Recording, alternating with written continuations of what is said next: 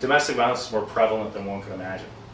Okay, it's built into our culture, if you will. As I said, I talk about, and it's a difficult subject to talk about, and it's happening under your, under your noses, so to speak. Again, it happened in my family, okay? Not just with my immediate family, but also my predecessors, various aunts and uncles who I hear these stories about these strange events that have happened, okay?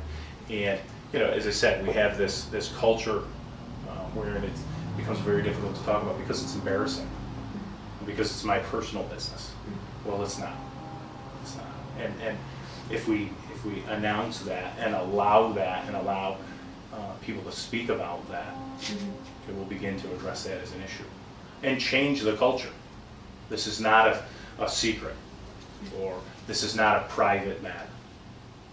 And I tell this to people all the time. There is no situation where it's appropriate to put your hands on somebody in anger, ever. There are limited situations where you can put your hands on somebody at all in an aggressive way, perhaps in sport or in the military. But in the community, it's never appropriate, period.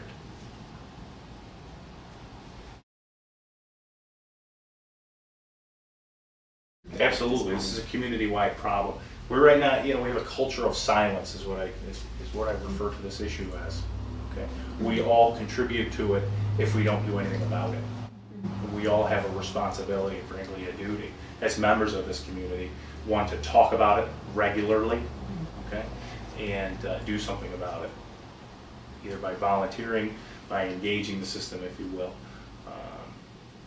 and or addressing it with anybody who needs it to be addressed with.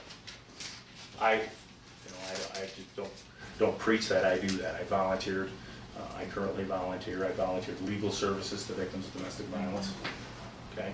There's a pilot program being sought after by the Seneca-Cayuga Community Action Agency, where they're looking for attorneys to work on reduced fees. I've actually volunteered to that agency to work for no fee for victims of domestic violence and do it strictly pro bono.